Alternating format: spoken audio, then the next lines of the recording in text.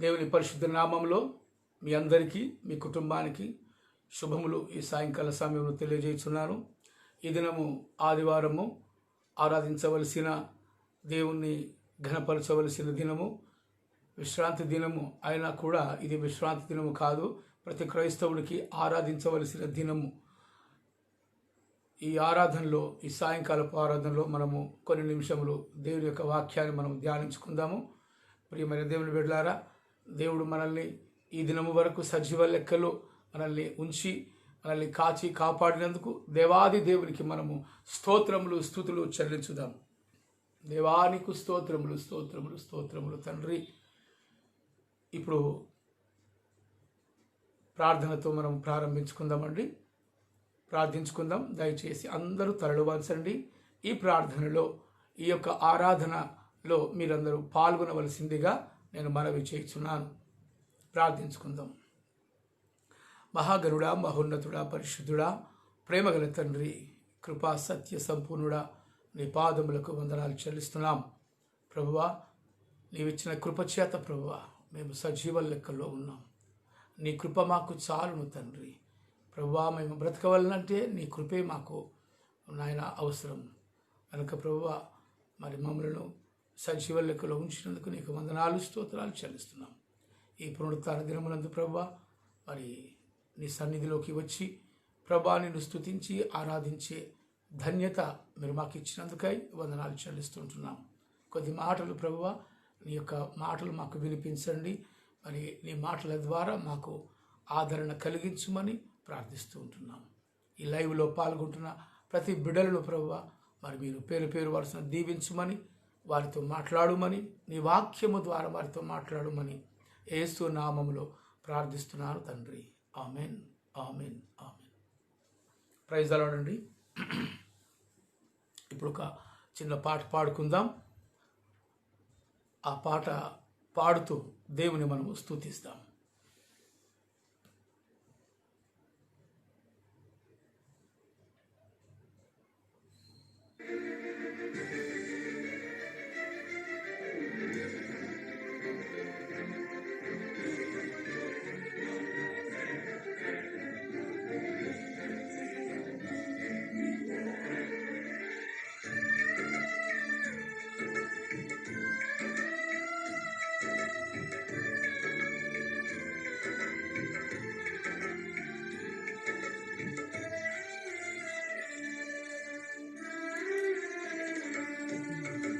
ఆశ్రయ దుర్గమా నా యేసయ్యా, నవ జీవన మార్గమునా నన్ను నడిపించుమా. చూపించలేని నీ కృపలేని క్షణమును మోసించుచుని వాత్సల్యము నాపై చూపినావే. ఊహించలేని నీ కృపలేని క్షణమును కోపించుచుని వాత్సల్యము నాపై చూపినావే. ఆశ్రయ దుర్గమా నా యేసయ్యా, నవ జీవన మార్గమునా నన్ను నడిపించుమా.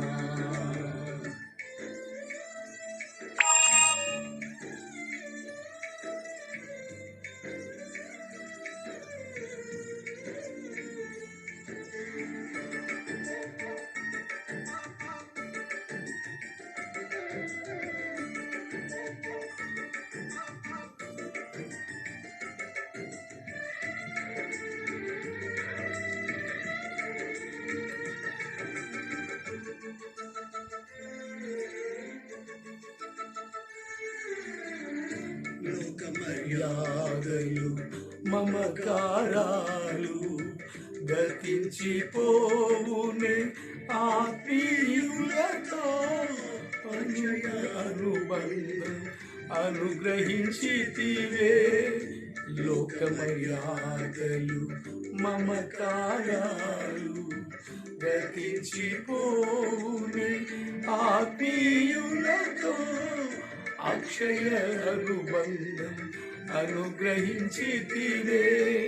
అందుకే ఈ స్తుతికర మహిమల స్తోత్రాంజలి. అందుకే ఈ స్తుతికర మహిమల స్తోత్రాంజలి. ఆశ్రయ దుర్గమా నా యేసయ్యా, నవజీవన మార్గమునా నన్ను నడిపించుమా. ఊహించలేనే నీ కృపలే నీ క్షణమును కోపించుచునే వాత్సల్యము నాపై చూపినావే. ఆశ్రయ దుర్గమా నా యేసయ్యా, నవజీవన మార్గమునా నన్ను నడిపించుమా.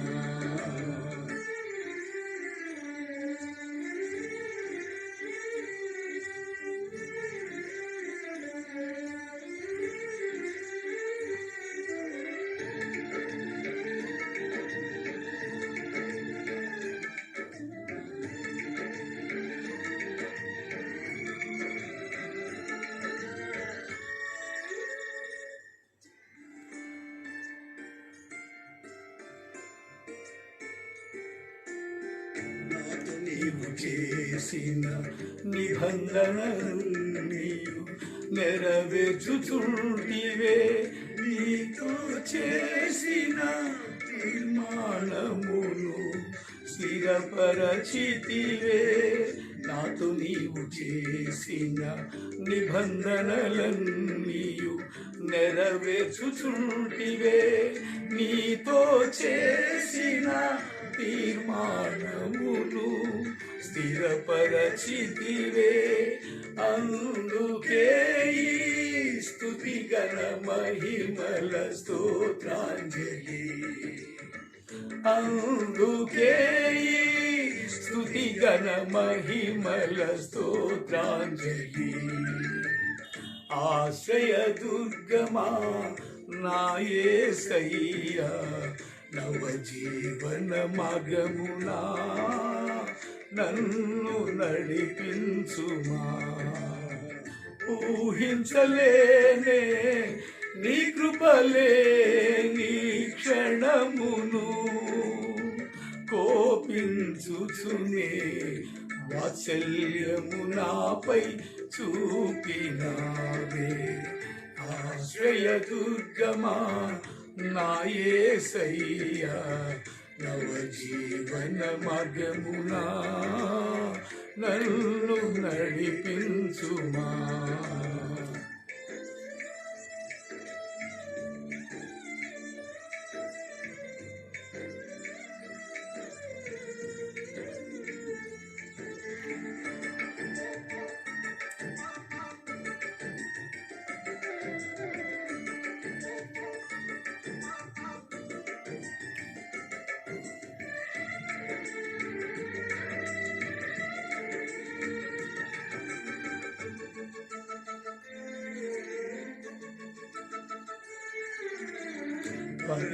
పరవాసినైతిని వాగ్దానములకు వారసత్వములను ఈ శిక్షణలో అనుకువతోనే నీ కృప పొందెదా.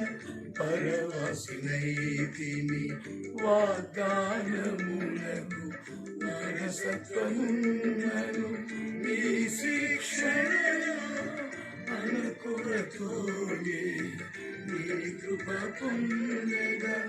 అందుకే స్తుతిగణ మహిమల స్తోత్రాంజలి. అందుకే స్తుతిగణ మహిమల స్తోత్రాంజలి. ఆశ్రయ దుర్గమా నా యేసయ్యా, నవజీవన మార్గమునా నన్ను నడిపించుమా. ఊహించలేనే నీ కృపలే నీ క్షణమును కోపించుచునే వాత్సల్యము నాపై చూపినావే. ఆశ్రయ దుర్గమా నా యేసయ్యా, నవజీవన మార్గమునా నన్ను నడిపించుమా.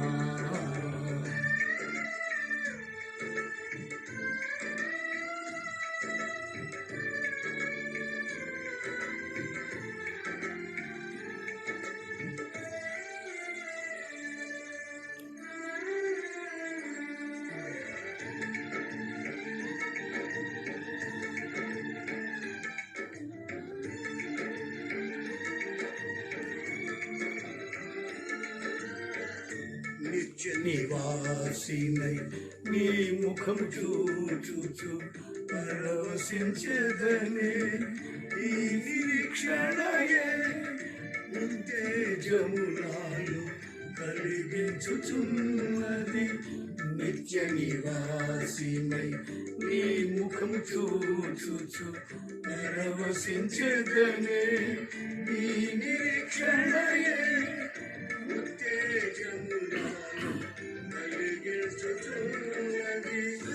మహిమలు నీకే చెల్లును నా యేసయ్యా. హల్లెలూయా హల్లెలూయా హల్లెలూయా. స్తుతి ఘన మహిమలు నీకే చెల్లును నా యేసయ్యా.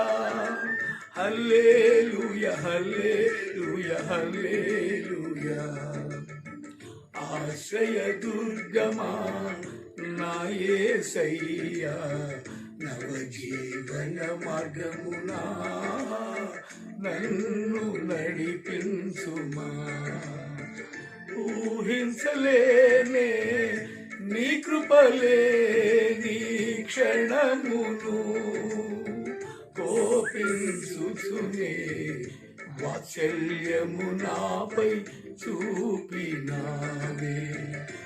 ఊహించలేనే నీ కృపలే నీ క్షణమును కోపించుచునే వాత్సల్యము నాపై చూపినావే. ఆశ్రయ దుర్గమా నా యేసయ్యా, నవజీవన మార్గమునా నన్ను నడిపించుమా.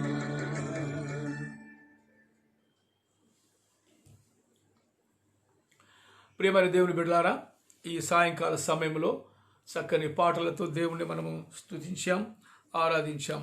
ఆరాధించుట, స్తుతించుట అది యథార్థవంతులకు శోభస్కరము.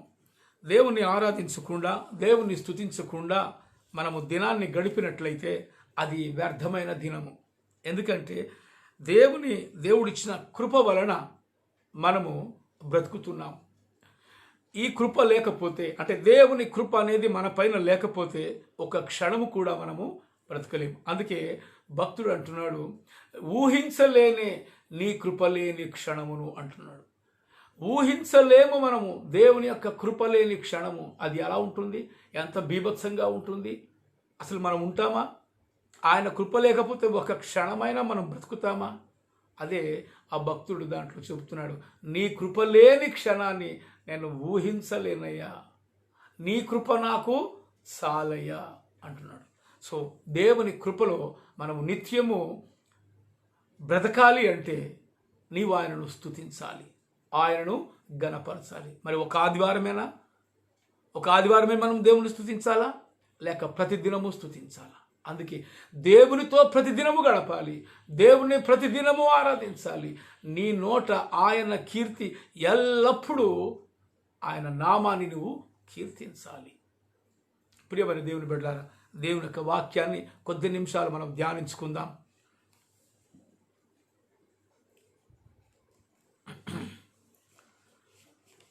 కీర్తనల గ్రంథము, దావీదు రచించిన కీర్తనల గ్రంథము 19వ అధ్యాయం 1 నుండి ఆఖరి వరకు 14 వచనాలు ఉన్నాయి దీంట్లో. 1 నుండి ఆఖరి వరకు చదువుకుందాం. ఉత్తర ప్రత్యుత్తరములుగా మనం చదువుకుందాం. ఒకవేళ మీరు బైబిల్ దగ్గరలో ఉంటే మీరు తీసి మీరు చదవండి, ఏకీభవించండి. ఈ లైవ్లో మీరు ఏకీభవించవలసిందిగా మనవి చేస్తున్నాను. ఆకాశములు దేవుని మహిమను వివరించుచున్నవి, అంతరిక్షము ఆయన చేతి పనిని ప్రచురపరుచుతున్నది. పగటికి పగలు బోధ చేయుచున్నది, రాత్రికి రాత్రి జ్ఞానము తెలుపుచున్నది. వాటికి భాష లేదు, మాటలు లేవు, వాటి స్వరము వినబడదు. వాటి కొలలు భూమి అందంతటా వ్యాపించి ఉన్నది. లోక దిగంతముల వరకు వాటి ప్రకటనలు బయలువెళ్ళుచున్నవి. వాటిలో ఆయన సూర్యునికి గుడారము వేసెను. అతడు తన అంతాపురములో నుండి బయలుదేరు పెండ్లి కుమారుని వలె ఉన్నాడు. సూర్యుడు పరుగెత్తను ఉల్లసించున్నట్లు తన పదమునందు పరుగెత్తను ఉల్లసిస్తున్నాడు. అతడు ఆకాశమున ఈ దిక్కు నుండి బయలుదేరి ఆ దిక్కు వరకు దాని చుట్టూ తిరిగి వచ్చుచున్నాడు. అతని వేడిమికి మరుగైనది ఏదియూ లేదు. యెహోవా నియమించిన ధర్మశాస్త్రము యథార్థమైనది, అది ప్రాణమును తెప్పరిల్ల చేయును. యెహోవా శాసనము నమ్మదగినది, అది బుద్ధిహీనులకు జ్ఞానము పుట్టించును. యెహోవా ఉపదేశములు నిర్దోషమైనవి, అవి హృదయమును సంతోషపరుచును. యెహోవా ఏర్పరిచిన ధర్మము నిర్మలమైనది, అది కన్నులకు వెలుగిచ్చును. యెహోవా యందైన భయము పవిత్రమైనది, అది నిత్యము నిలుచును. యెహోవా న్యాయవిధులు సత్యమైనవి, అవి కేవలము న్యాయమైనవి. అవి బంగారు కంటెను, విస్తారమైన మేలిమి బంగారు కంటెను కోరదగినవి. తేనె కంటెను, జుంటి తేనె దారల కంటెను మధురమైనవి.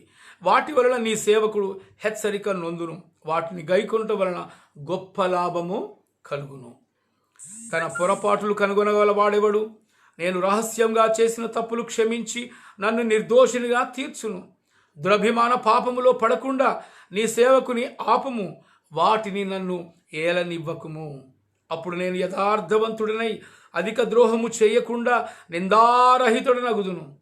యెహోవా నా ఆశ్రయ దుర్గమా, నా విమోచకుడా, నా నోటి మాటలను నా హృదయ ధ్యానమును నీ దృష్టికి అంగీకారములగునుగాక. దేవునికి స్తోత్రం. ఈ యొక్క చక్కటి వాక్యము దావీదు రచించిన కీర్తనలు 19వ అధ్యాయములో మనం చదువుకున్నాం. అయితే ఆకాశములు దేవుని మహిమను వివరించుచున్నవి, అంతరిక్షము ఆయన చేతి పనిని ప్రచురము చేయుచున్నది. పగటికి పగలు బోధ చేయుచున్నది, రాత్రికి రాత్రి జ్ఞానము తెలుపుచున్నది. ఈ సాయంకాల సమయంలో మనము దేవుని యొక్క ఆరాధనలో మనము పాల్గొని దేవుని స్తుతించాం, దేవుని ఆరాధించాం, దేవుని ఘనపరుస్తూ ఉంటున్నాం.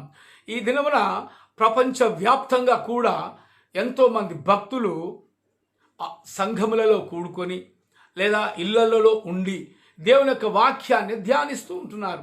దేవుని యొక్క ఆరాధనను, దేవుని స్తుతిస్తున్నారు, దేవుని ఘనపరుస్తూ ఉన్నారు.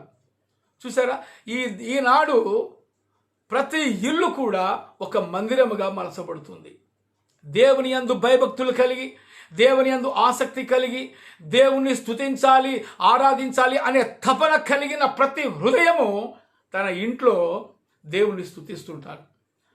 లైవ్ల ద్వారా దేవుణ్ణి స్తుతిస్తున్నారు, దేవుని గణపరుస్తుంటున్నారు. ఎందుకంటే ఈరోజు స్తుతించే రోజు, ఆదివారము ఆరాధించే దినము. మరి ఆదివారం ఒకటేనా? మరి వేరే దినములు ఆరాధించకూడదా? ప్రతి దినము దేవుని ఆరాధించాలి, అది ఒక విధి. అది యెహోవా యొక్క ధర్మశాస్త్రములో మొట్టమొదటి విధి ఆయనను జ్ఞాపకం చేసుకోవడం, అది నీ విధి.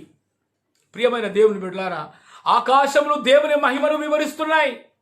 వాటికి భాష లేదు, వాటికి మాటలు రావు, అయినా కూడా దేవుని యొక్క మహిమను వివరిస్తున్నాయి. ఆయన ఎలాంటి మహిమ కలిగిన వాడో, ఆయన ఎలాంటి మహోన్నతుడో, ఆయన ఎలాంటి సర్వశక్తుడో. ఆకాశములు అంటున్నాడు ఇక్కడ. అర్థమైందండి? ఆలోచించండి. దేవుడు ఒక ఆకాశమునే కాదు, అలా ఆకాశములను సృష్టించాడు. ఒక సూర్యునే కాదు, ఎన్నో సూర్యులను కూడా సృష్టించినాడు అన్నట్టుగా మనం చూస్తున్నాం.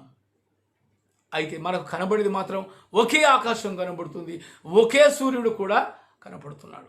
అయితే మిగతా వాటిని మనము చూడలేము. ఎందుకంటే ఈ నేత్రాలు పాపపు నేత్రాలు.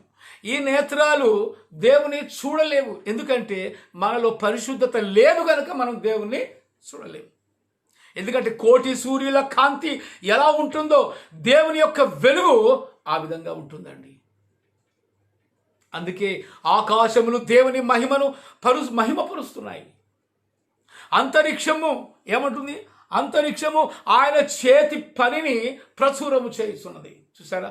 అంతరిక్షము దేవుని యొక్క పనిని ప్రచురం చేస్తుంది. ఆకాశములు దేవుని మహిమను వివరిస్తున్నాయి.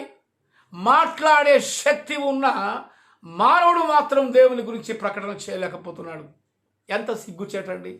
ప్రతి క్రైస్తవునికి ఎంత సిగ్గుచేటు! దేవుని వాక్యాన్ని ప్రకటించకపోయిన ఎడల నాకు శ్రమ అని అంటాడు అపొస్తలుడైన పౌలు.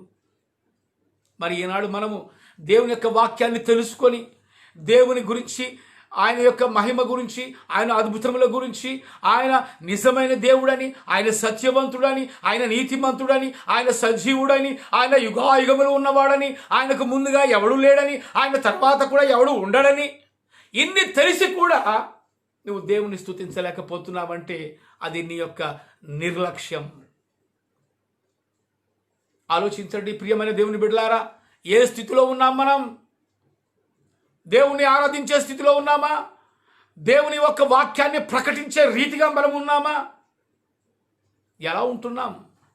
మరి ఆకాశములు దేవుని మహిమను వివరిస్తున్నాయి. అంతరిక్షము ఆయన చేతి పనిని ప్రచురం చేస్తుంది.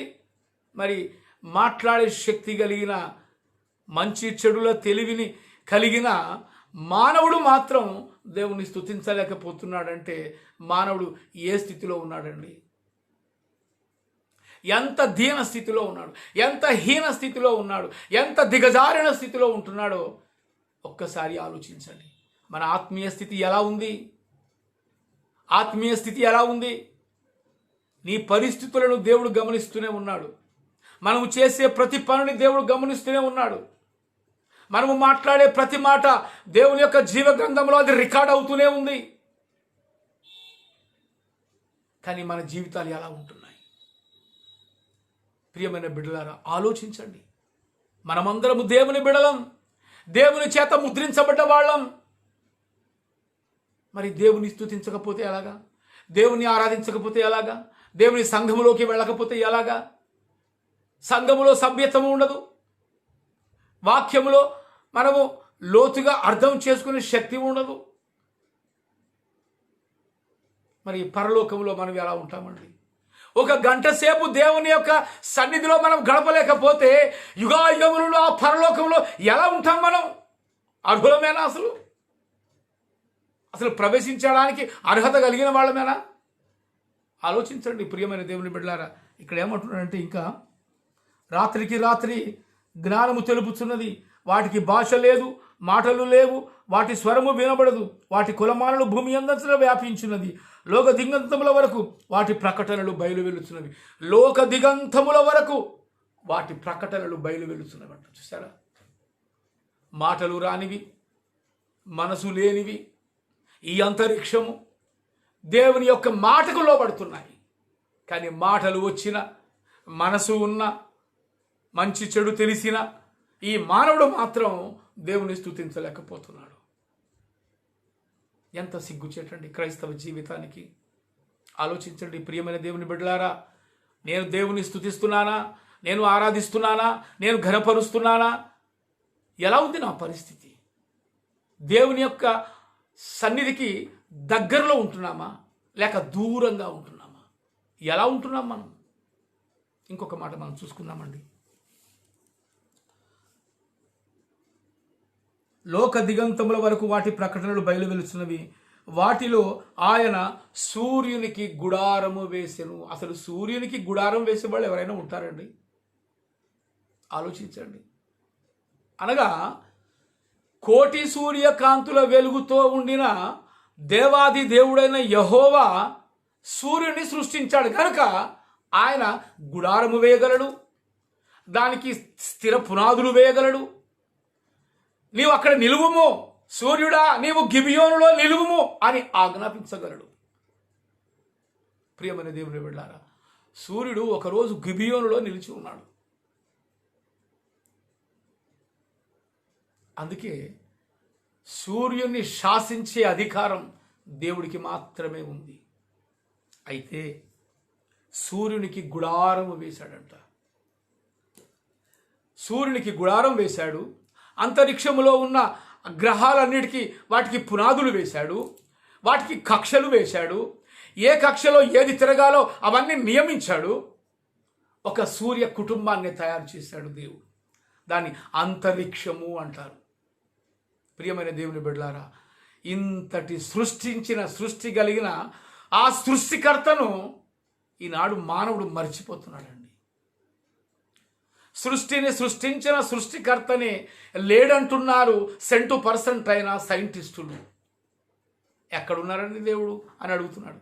చంద్రమండలము మీదకి పోయే జ్ఞానము దేవుడిచ్చాడనే జ్ఞానము లేకుండా పోతుంది సైంటిస్టులకు కొంతమందికి.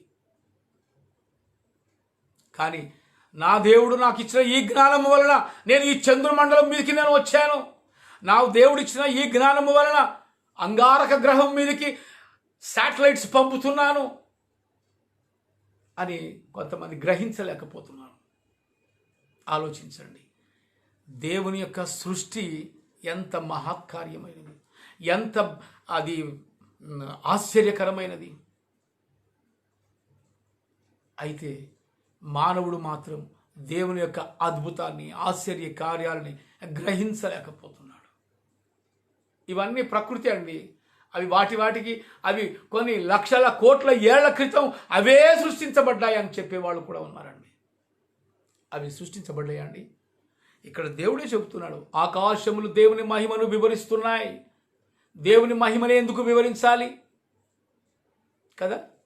ఎందుకంటే వాటిని తయారు చేశాడు కాబట్టి, నన్ను సృష్టించాడు కాబట్టి నేను దేవుని స్తుతించాలి అని ఒక సృష్టికి తెలుస్తుంది, అంతరిక్షానికి తెలుస్తుంది, సూర్యుడికి తెలుస్తుంది, ఆకాశములకు తెలుస్తుంది. కానీ మానవుని దేవుని స్వహస్తముల చేత తయారు చేసిన మానవునికి మాత్రం స్తుతించాలి అనే జ్ఞానం లేకుండా పోతుందండి.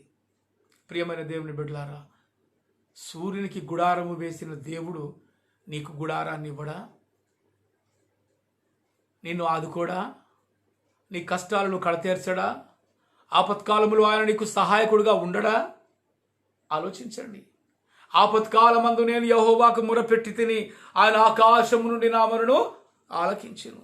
చూసారా, ఎక్కడున్నాడంట? ఆకాశము నుండి ఆయన నా మొరను ఆలకించాడు.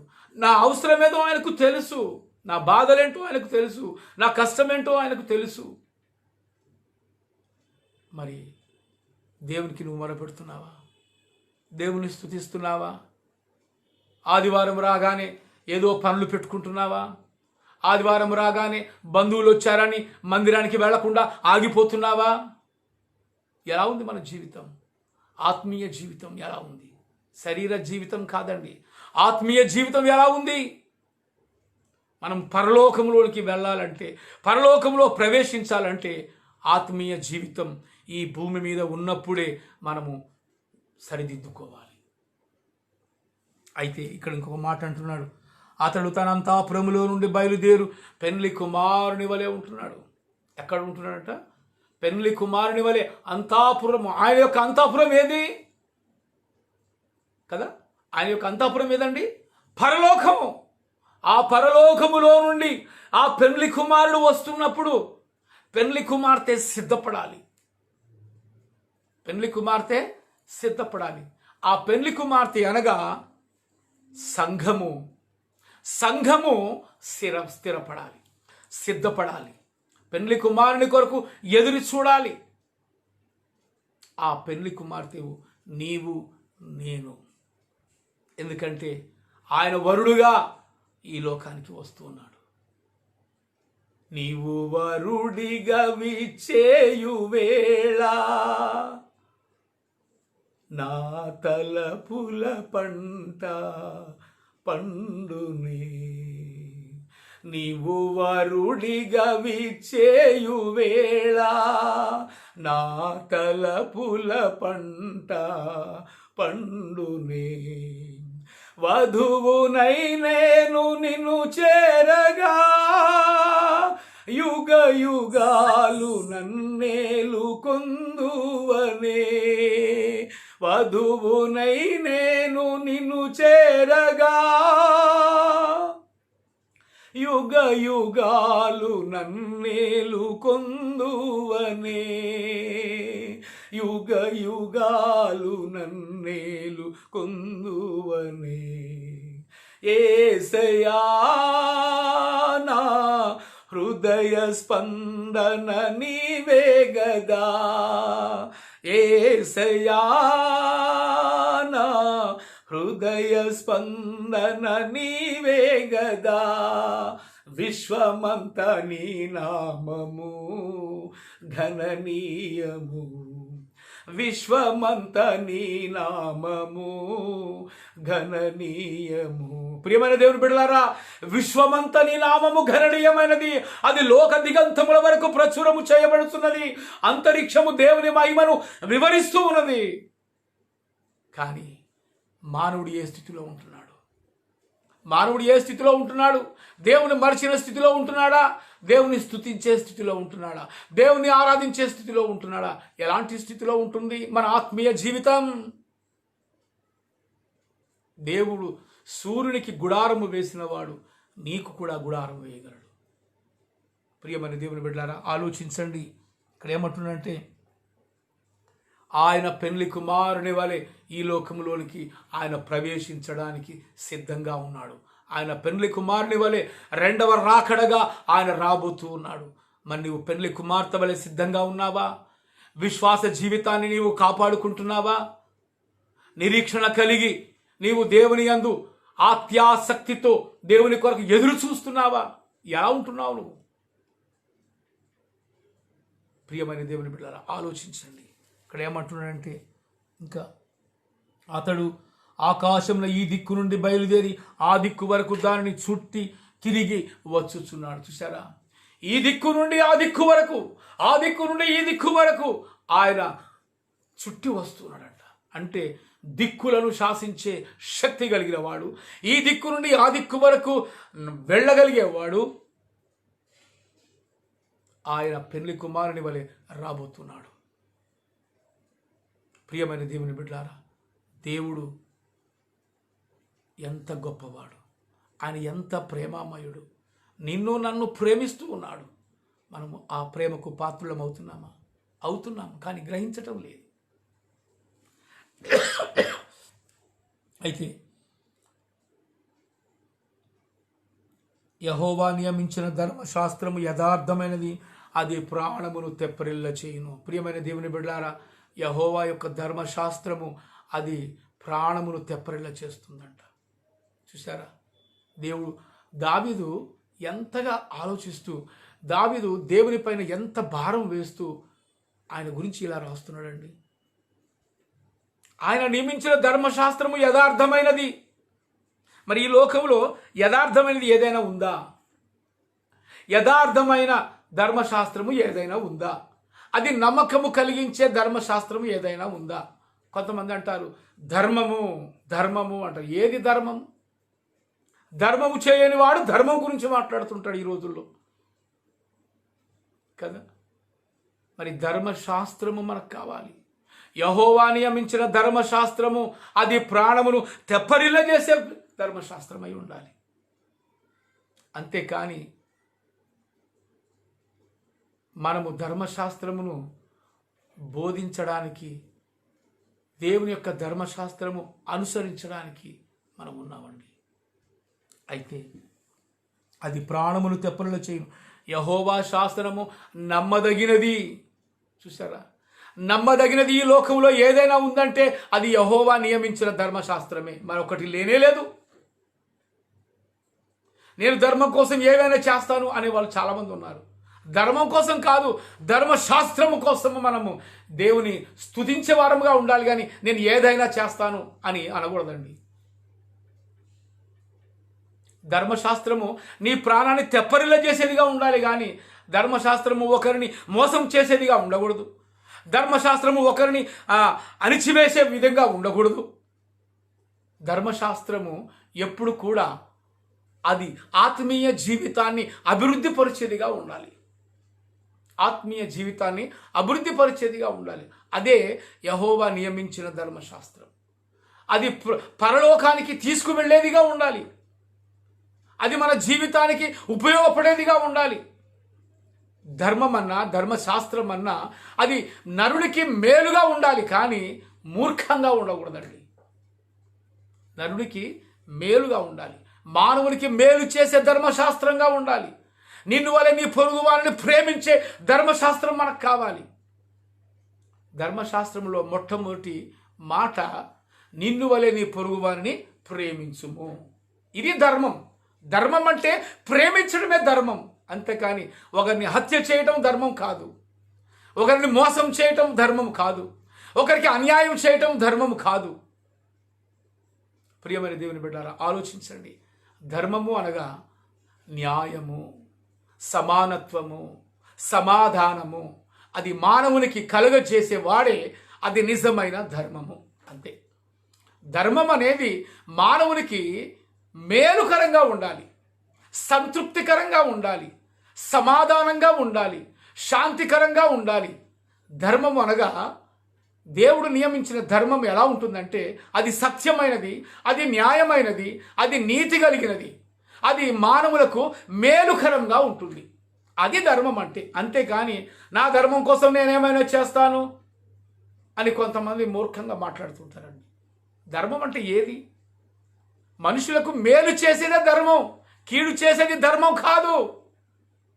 కానీ ఇక్కడ యెహోవా నియమించిన ధర్మశాస్త్రము అది యథార్థమైనది, అది ప్రాణమును తెప్పరిల్ల చేయును.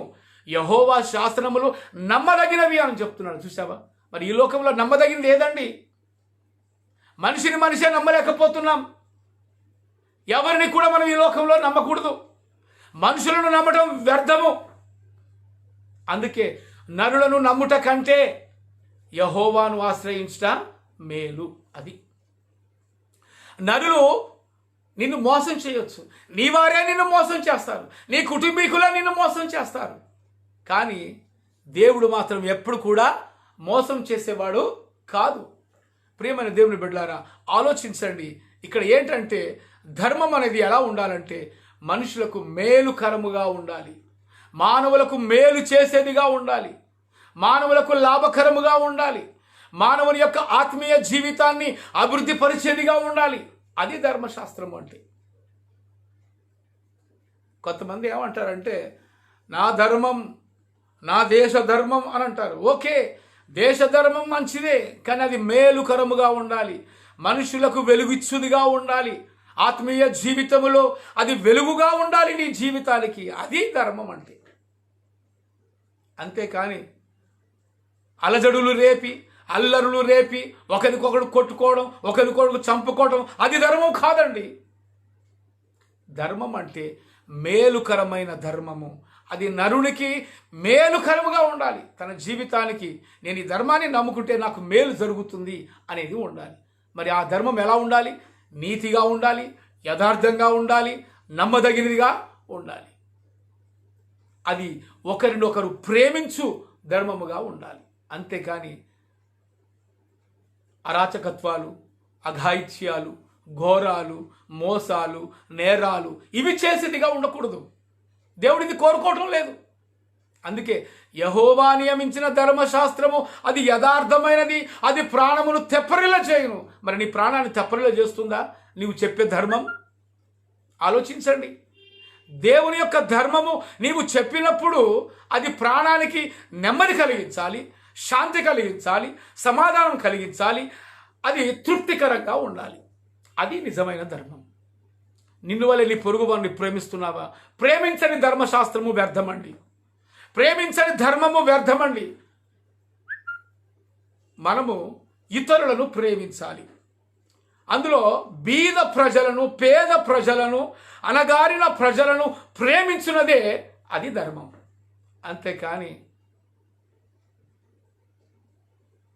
ధర్మం అనేది ఎప్పుడు కూడా మానవుని వెలుగుబాటలో నడిపించాలి, వెలుగుబాటలో నడిపించాలి. అది హృదయానికి ఆనందకరముగా ఉండాలి. దయచేసి ప్రియమైన దేవుని బిడ్డలారా ఆలోచించండి.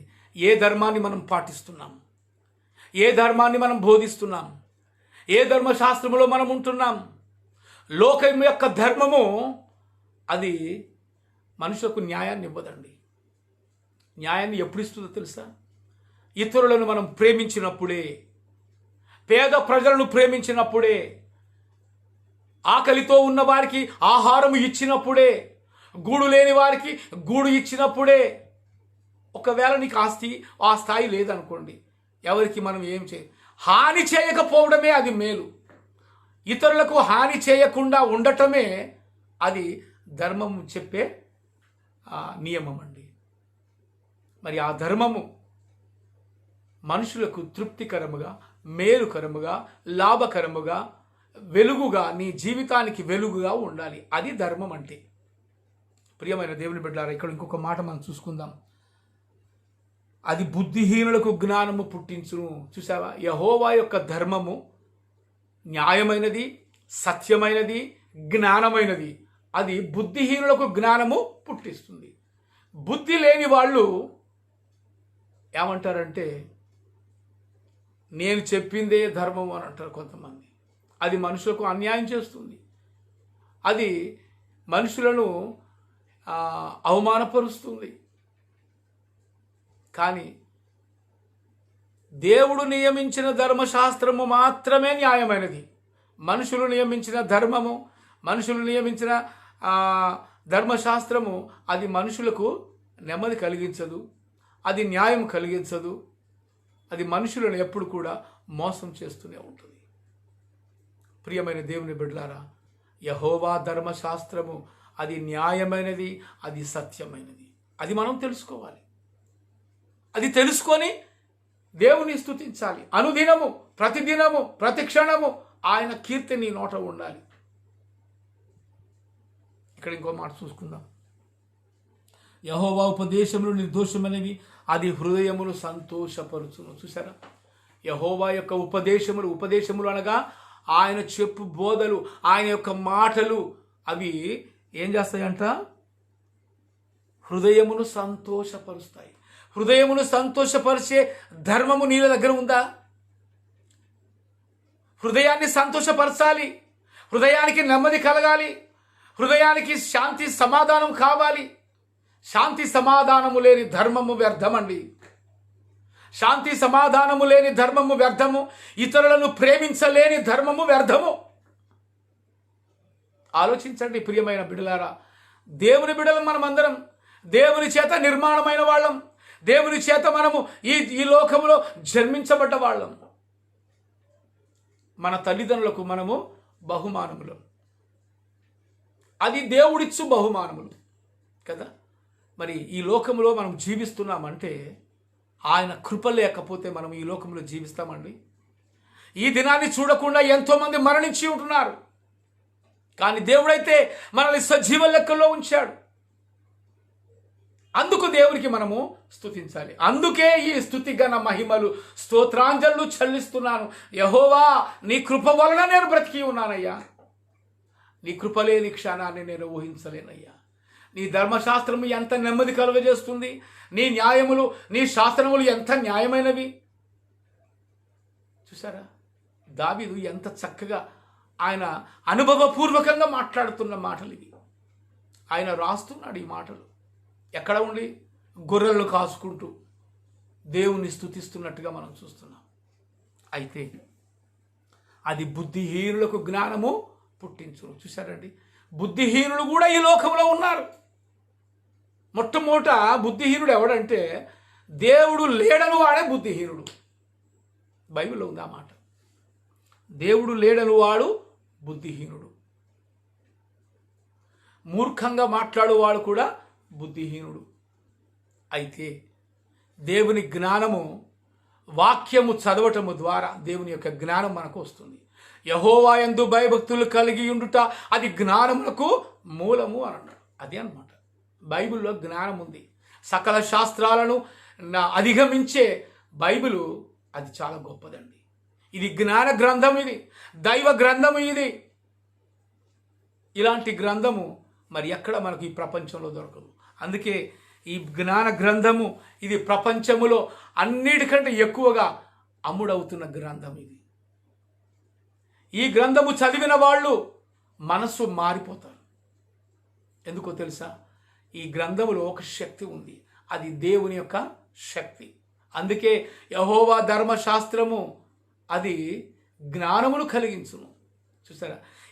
ఈ బైబిల్ చదివితే, ఈ వాక్యాలను చదివి నీవు అర్థం చేసుకొని ఆకలింపు చేసుకొని ఆస్వాదిస్తే నీకు జ్ఞానం కలుగుతుందండి. చూసారా? ఉదాహరణకి ఒక మాట మనం చూసుకుందాం.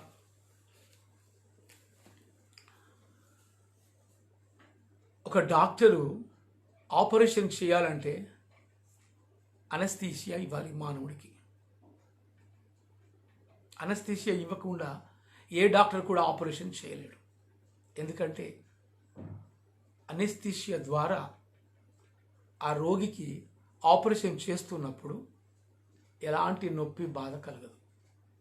దానికి ఉదాహరణ దేవాది దేవుడు ఆదామును సృష్టించినప్పుడు ఆదాము ఒంటరిగా ఉండటం మంచిది కాదని చెప్పి ఆదాముకు గాఢ నిద్ర కలుగజేశాడంట.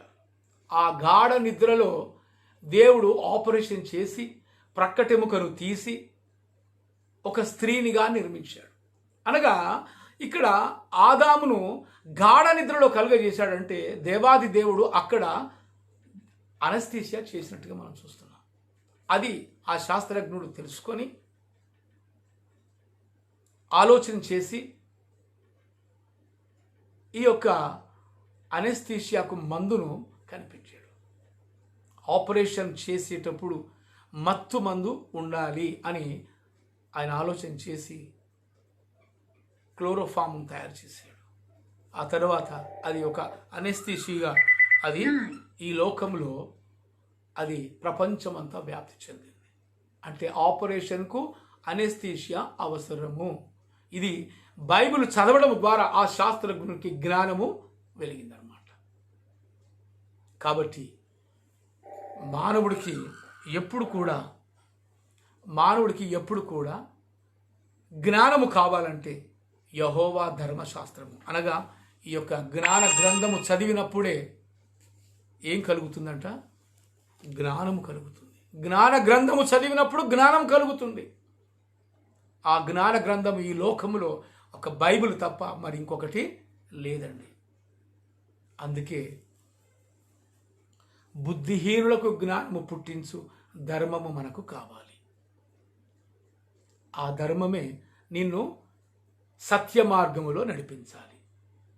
సత్య మార్గము అనగా యేసు యొక్క మార్గము, అదే సత్యము. సత్యం అంటే ఏమిటి అని కొంతమంది ప్రశ్నలు వేస్తుంటారండి. సత్యము అంటే ఏమిటి అంటే సర్వ సృష్టికర్తను తెలుసుకోవడమే సత్యము. న్యాయము, ధర్మము, నీతి వీటిని అనుసరించి నడుచుకోవటమే సత్యం అండి. అందుకే సత్యమేవ జయతే అని అన్నారు. సత్యమేవ జయతే, సత్యమే జయిస్తుంది, అసత్యం ఏనాడు కూడా జయించదు. మరి యేసు ప్రభు నేనే మార్గము నేనే సత్యం అన్నాడండి. ఎంత చక్కటి మాటలండి ఇవన్నీ. ఈ మాటలు మరొకరు ఎవరు కూడా చెప్పలేదు ఈ లోకంలో.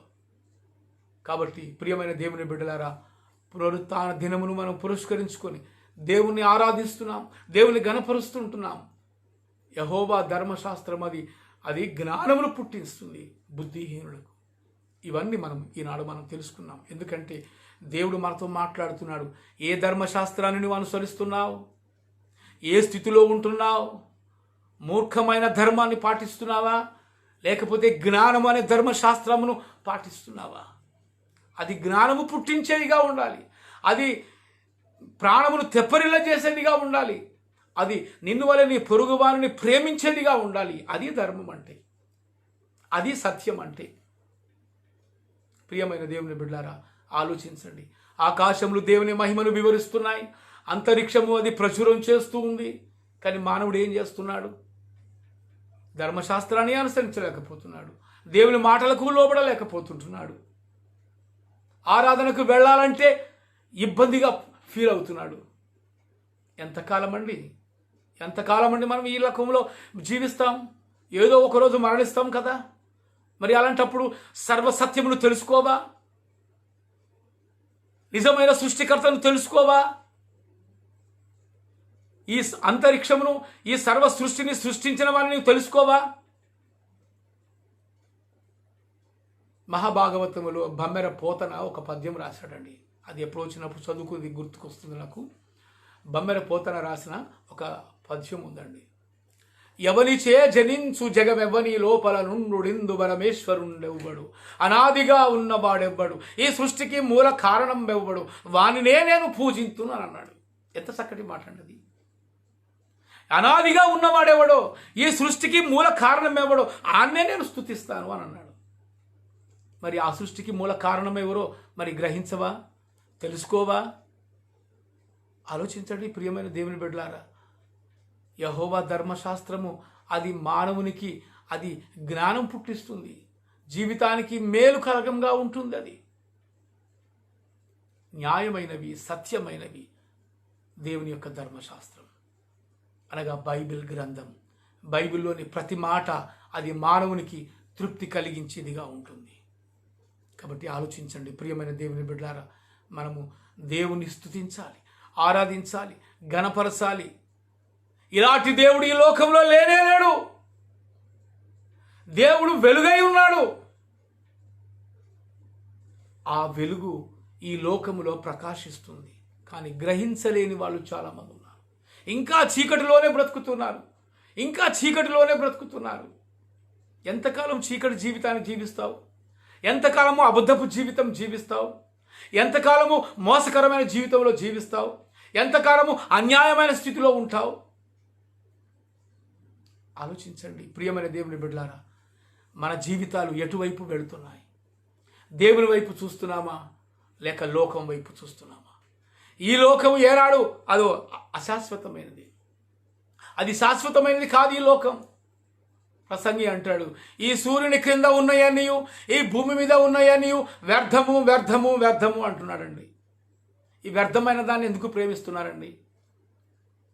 దావీదు అంటాడు, వ్యర్థమైన వాటిని చూడకుండా నా కన్నులను త్రిప్పివేయుము అంటాడు కదా.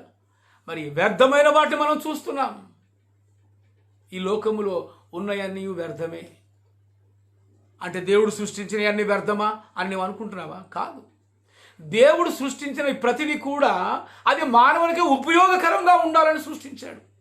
అది మనం గ్రహించాలి. గాలి లేకపోతే, వెలుతురు లేకపోతే, చెట్లు లేకపోతే ఏది కూడా అది పని చేయలేదు అనుకోండి, మానవుడు జీవించగలడా? చెట్లు ఆక్సిజన్ ఇస్తున్నాయి, ఆ ఆక్సిజనే మనకు ఊపిరిగా ఉంటుంది. మరి ఆక్సిజన్ లేకపోతే మనం బ్రతుకుతామా? బ్రతకలేం కదండి. కాబట్టి ఆలోచించండి ప్రియమైన దేవుని బిడ్డలారా. దేవుడు నిన్ను నన్ను ప్రేమిస్తున్నాడు. ఈ సృష్టిని ఆయన సృష్టించాడు. ఇక్కడ యెహోవా ఏర్పరిచిన ధర్మము నిర్మలమైనది, అది కనులకు వెలుగిచ్చును. యెహోవా యందైన భయము పవిత్రమైనది, అది నిత్యము నిలుచును. యెహోవా యందైన భయము అది పవిత్రమైనది. చూసారా? భయభక్తులు కలిగి ఉండుట జ్ఞానమునకు మూలము. యెహోవా యందు ఏముండాలట? భయము ఉండాలి, భక్తి ఉండాలి, ఆరాధన ఉండాలి, స్తుతించాలి. భయభక్తులు కలిగే జీవితం, స్తుతించుట, ఆరాధించుట, ఘనపరుచుట ఇది వ్యర్థము కాదు. ప్రార్థన చేయుట ఇది వ్యర్థము కాదు. ఈ లోకంలో ఉన్నయన్నీ వ్యర్థమే, కానీ దేవుని స్తుతించేది మాత్రం వ్యర్థము కాదు.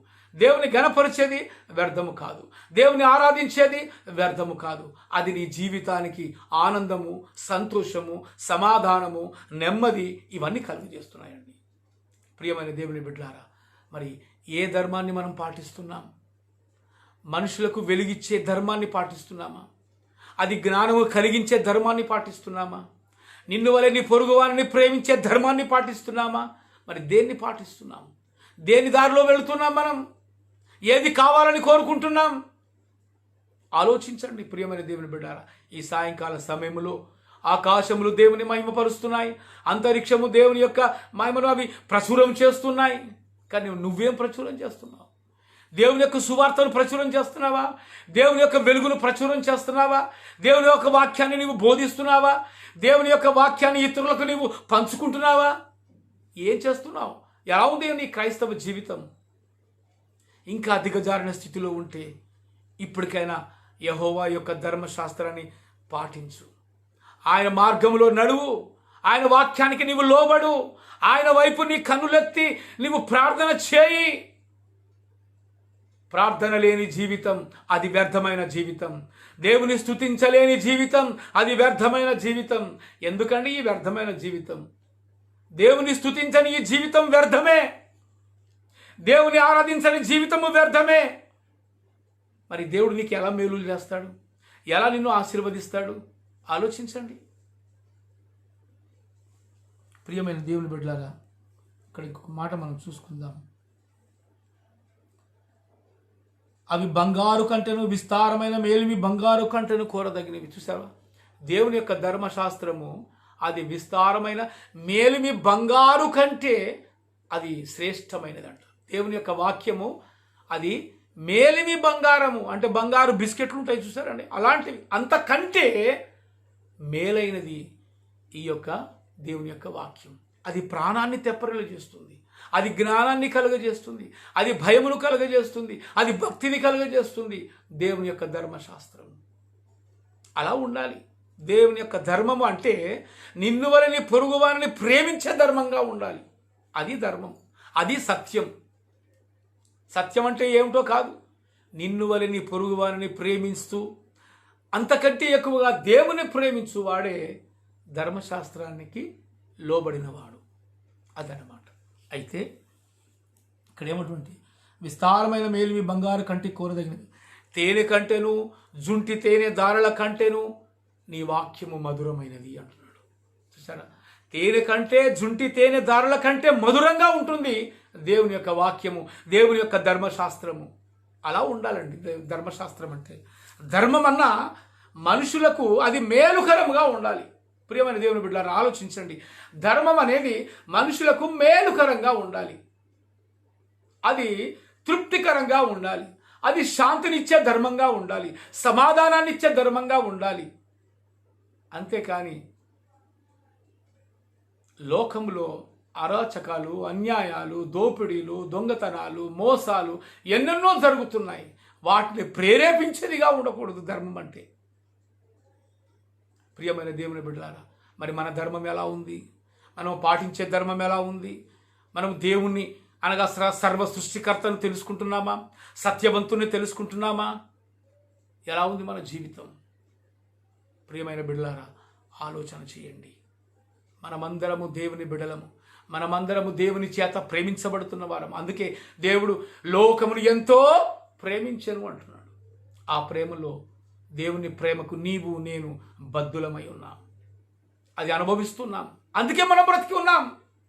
దేవుని యొక్క ప్రేమ వలన, దేవుని యొక్క కృప వలన మనం బ్రతుకుతున్నాం. అందుకే నీ కృప నాకు చాలునయ్యా అంటాడు. నీ కృప నాకు చాలు. నేను బ్రతకాలంటే నీ కృప నాకు చాలు. ఎందుకంటే నీ కృప జీవము కంటే ఉత్తమమైనది. చూసారా? దేవుని యొక్క కృప జీవము కంటే ఉత్తమమైనది.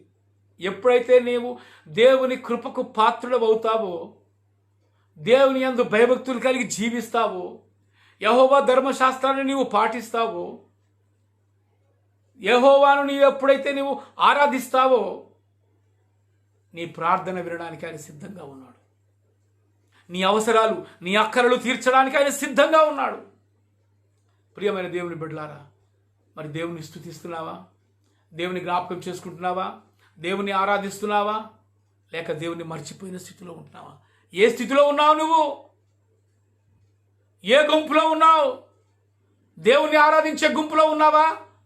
లేక దేవుని మర్చిపోయే గుంపులో ఉన్నావా? ఎలా ఉన్నావు? ప్రియమైన దేవుని బిడ్డలారా, ఆలోచించండి.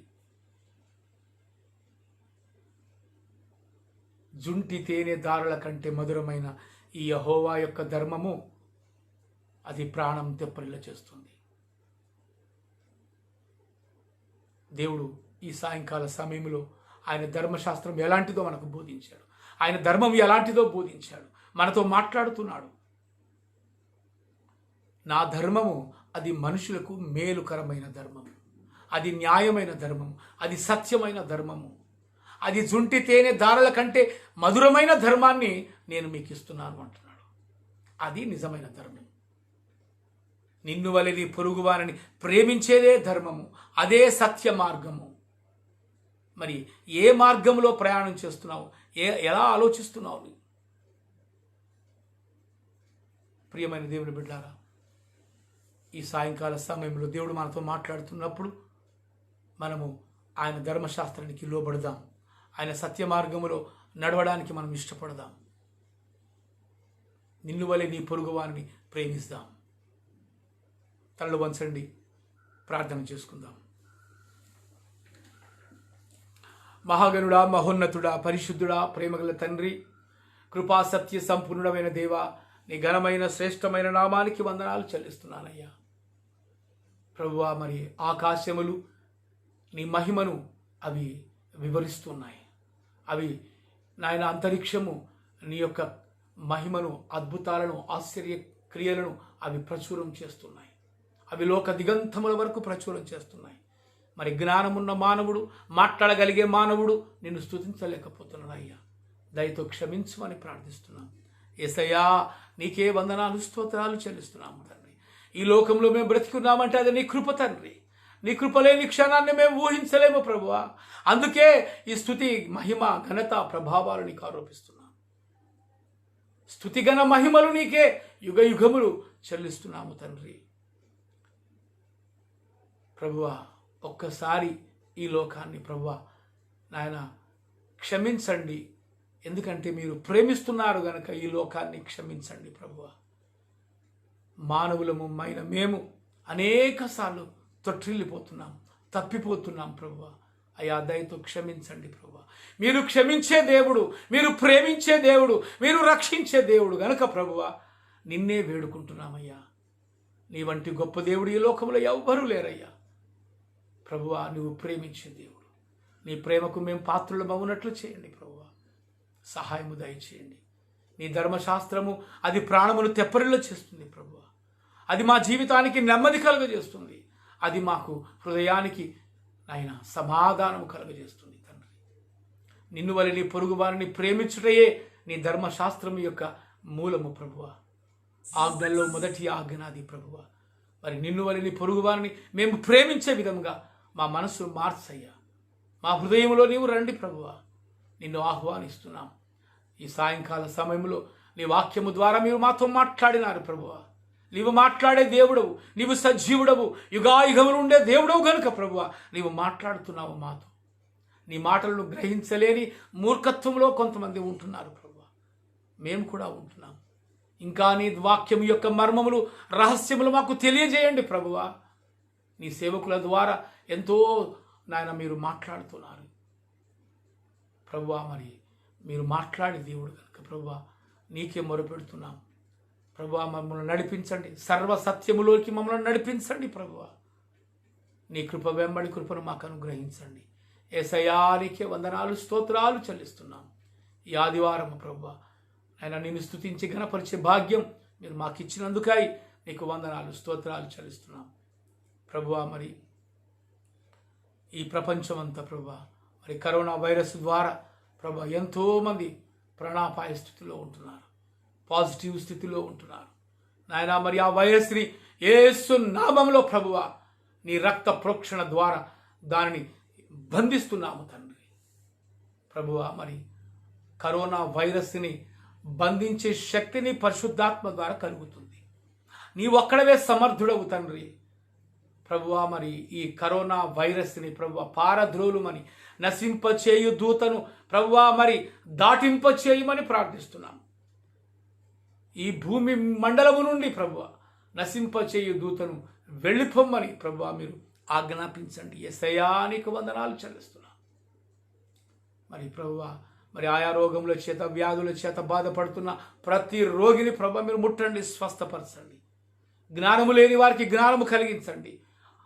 ఆరోగ్యము లేని వారికి ఆరోగ్యము దయచేయండి ప్రభువా. మరి అప్పులతో, బాధలతో ఉన్న వారిని అందరినీ ప్రభువా మరి అక్కరలు తీర్చమని ప్రార్థిస్తున్నాం. సహాయము దయచేయండి తండ్రి.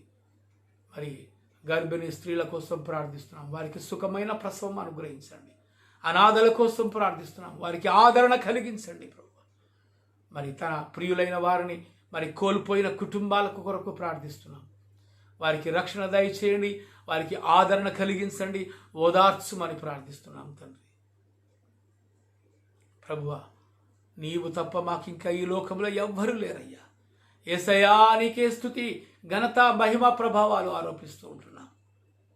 మరి ప్రభువా, మరి కరోనా పేషెంట్స్ కోసం మరి అహర్నిశలు శ్రమిస్తున్న ప్రభువా, మరి నిరంతర వైద్య సేవలు చేస్తున్న వైద్యుల కొరకు ప్రార్థిస్తున్నాం.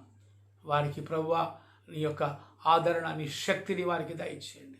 నీ జ్ఞానముతో ప్రభువా మరి రోగులను స్వస్థపరిచే జ్ఞానము వారికి దయచేయమని ప్రార్థిస్తున్నాం. మరి నర్సులను ప్రభువా మరి శానిటైజర్స్ చేస్తున్న మరి ప్రభువా మరి ఆ యొక్క జిహెచ్ఎంసి మరి స్టాఫ్ను కూడా మేము జ్ఞాపకం చేసుకుంటున్నాం తండ్రి. మరి పోలీసు వ్యవస్థను కూడా మేము జ్ఞాపకం చేసుకుంటున్నాం. వారు ఎంతో కష్టపడుతూ ప్రజాసేవ చేస్తున్నారు ప్రభువా. వారందరినీ ప్రభువా మీరు నాయన ఆరోగ్యము వారికి దయచేయమని కూడా ప్రార్థిస్తున్నాం. ప్రభువా, వారిని జ్ఞాపకం చేసుకోండి, ప్రతి వానికి మేలు కలుగజేయమని ప్రార్థిస్తున్నాము తండ్రి. నీ ధర్మశాస్త్రము మానవులకు మేలు కలుగజేస్తుంది తండ్రి. అది వెలుగునిస్తుంది ప్రభువా. ఆ వెలుగు బాటలో నడిపించండి ప్రభువా. మరి దేశ రక్షణ కొరకు సైనికులు అహర్నిశలు ప్రభువా మరి బార్డర్లో వారు కష్టపడుతున్నారు తండ్రి. కానీ దేశాన్ని కాపాడేవారు మీరు ప్రభువా. మరి ఫిజికల్గా మరి సైనికులు ప్రభువా మరి ఎంతో మరి శత్రువులు రాకుండా వారు ప్రభువా మరి శ్రమిస్తున్నారు. వారి కుటుంబాలను మీరు ఆదరించండి, రక్షించండి. ఈ దేశము కొరకు వారు ఎంతో కష్టపడుతున్నారు ప్రభువా. మరి నీ సేవకులు కూడా ప్రభువా ఈ దేశ రక్షణ కోసం ప్రభువా ఎంతో అహర్నిశలు సేవ చేస్తూ ప్రభువా నీ యొక్క సువార్తను ప్రకటిస్తున్నారు. వారికి కూడా నీ యొక్క నాయన బలమును, శక్తిని దయచేయమని ప్రార్థిస్తున్నాం. వారు సేవ చేస్తున్నప్పుడు ఎలాంటి ఆటంకాలు కలగకుండా ప్రభువా మీరు కాపాడమని ప్రభువా ప్రార్థిస్తున్నాము తండ్రి. మరి లైవ్ల ద్వారా, టీవీల ద్వారా, సెల్ ఫోన్ల ద్వారా, సోషల్ మీడియా ద్వారా ప్రభువా ఆయా ఛానళ్ల ద్వారా ప్రభువా నీ సువార్తను ప్రకటిస్తున్న ప్రతి సేవకులను ప్రభువా మీరు దీవించుమని, ఆశీర్వదించుమని, వారి సువార్త పరిచర్యలను ప్రభువా మరి నాయన అభివృద్ధిపరుచుమని ప్రార్థిస్తున్నాం. మరి ఒక పాపి రక్షించబడితే పరలోకములో ఆనందము, పండుగ అని చెప్తున్నావు తండ్రి. మరి ప్రభువా ఆత్మల సంపాదనగా ఉండే సేవా పరిచర్యలను మీరు దీవించుమని, ఆశీర్వదించుమని ప్రార్థిస్తున్నాము తండ్రి. నిస్వార్థమైన సేవను ప్రభువా మీరు దీవించండి, ఆశీర్వదించుమని ప్రార్థిస్తున్నాం.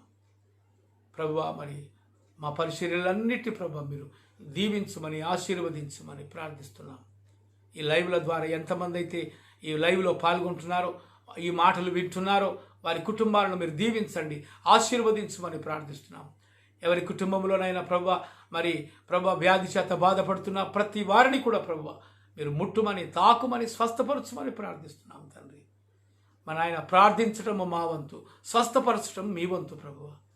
మరి ఆత్మలను రక్షించేది కూడా మీ వంతే ప్రభువా.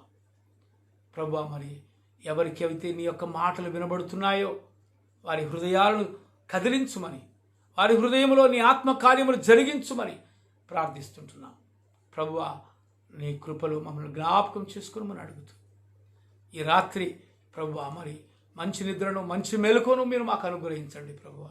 తిరిగి ఉదయంలో లేచి ప్రభువా నిన్ను స్తుతించి, నిన్ను ఘనపరిచి, నిన్ను ఆరాధించే బిడ్డలుగా చేయమని ప్రార్థిస్తుంటున్నాం. మా చింత, మా యావత్తంతా నీ పైన వేస్తున్నాం. మా పనుల భారము నీ పైన వేస్తున్నాం. మా భారమంతా నీ పైన వేస్తున్నాం తండ్రి. మరి మా అక్కరలు తీర్చువాడా, మా అవసరాలను తీర్చువాడా, నీకే వందనాలు, స్తోత్రాలు చెల్లిస్తున్నాము తండ్రి. నీవే సర్వసత్యములోకి మమ్మల్ని నడిపించినందుకై నీకు వందనాలు, కృతజ్ఞతాస్తుతులు చెల్లిస్తున్నాం ప్రభువా. మరి దుర్మార్గులు దురాలోచనలు చేస్తున్నారు ప్రభువా. మరి అలాంటి ఆలోచనలన్నీ ప్రభువా నువ్వు ఆయన నాశనము చేయమని ప్రార్థిస్తున్నాం. మరి ముఖ్యంగా ప్రభువా మా ప్రభుత్వాల కోసం మేము ప్రార్థిస్తున్నాం. ప్రధాని కోసం ప్రభువా, క్యాబినెట్ మినిస్టర్ల కోసం ప్రార్థిస్తున్నాం. మంచి జ్ఞానముతో వారు పరిపాలించుట, వారికి జ్ఞానము నీ జ్ఞానముతో నింపమని ప్రార్థిస్తున్నాం. అలాగే ప్రతి రాష్ట్రాల ముఖ్యమంత్రుల కోసం కూడా ప్రార్థిస్తున్నాం తండ్రి. క్యాబినెట్ మినిస్టర్ల కోసం ప్రార్థిస్తున్నాం తండ్రి. పేద ప్రజలను ప్రేమించే ప్రభుత్వాలుగా ప్రభువా మరి వారిని మార్చమని ప్రార్థిస్తున్నాము తండ్రి. మరి నాయన నిన్ను వలె నీ పొరుగు వారిని ప్రేమించుటయే నిజమైన ధర్మము ప్రభువా. అట్టి ధర్మాన్ని పాటించే ప్రభుత్వాలుగా చేయమని ప్రార్థిస్తున్నాం. యేసు రాజా, నీకే వందనాలు, స్తోత్రాలు చెల్లిస్తున్నాం. దేవుడు లోకమును ఎంతో ప్రేమించినావు తండ్రి. మరి నాయన, నీ ప్రేమకు మరి మేమందరము ప్రభువా మరి పొందుకొని ఆశీర్వాదాలు పొందుకొని జీవించడం మాకు నేర్పించమని అడుగుతున్నాం. యేసు రాజా, నీకే స్తుతి, మహిమ, ఘనత, ప్రభావాలు ఆరోపిస్తూ యేసు క్రీస్తు అతి పరిశుద్ధ నామములో ఈ కొద్ది మనవులు అడిగి స్తుతిస్తున్నాను తండ్రి. Amen, amen, amen. నా ప్రాణమా యెహోవాను సన్నుతించుము, నా అంతరంగమునున్న సమస్తమా ఆయన పరిశుద్ధ నామమును సన్నుతించుము. నా ప్రాణమా యెహోవాను సన్నుతించుము, ఆయన చేసిన ఉపకారములలో దేనిని మరవకము. Amen, amen. తండ్రి, కుమార, పరిశుద్ధాత్మ త్రియేక నామములో మనందరికీ దేవుడు శాంతిని, సమాధానము కలుగజేయునుగాక. Amen, amen, amen. Praise the lord అండి. ఈ లైవ్లో పాల్గొన్న ప్రతి ఒక్కరికి దేవుని యొక్క నామములో నేను వందనాలు తెలియజేస్తూ ఉన్నాను. కృపా దీవెన సువార్త పరిచర్యలో మీరు పాల్గొని దీని అభివృద్ధి కొరకై మీరు ప్రార్థించవలసిందిగా మనవి చేయుచున్నాను. స్వార్థ భారము కలిగి దేవుని యొక్క సర్వసత్యమును ఈ లైవ్ ద్వారా ప్రకటించవలనని నా కోరిక, దేవుని యొక్క ఆశయం, సంకల్పం. దీనిని మీరు బలపరిచి ఈ యొక్క లైవ్లో ఏకీభించవలసిందిగా మిమ్మల్ని హృదయపూర్వకంగా కోరుకుంటున్నాను. దేవుడు మిమ్మల్ని అందరినీ, మీ కుటుంబాలను దీవించునుగాక. Amen, amen. కృపా దీవెన పరిచర్యలో మీ సహోదరుడు Devadas. Thank you very much. Praise the lord.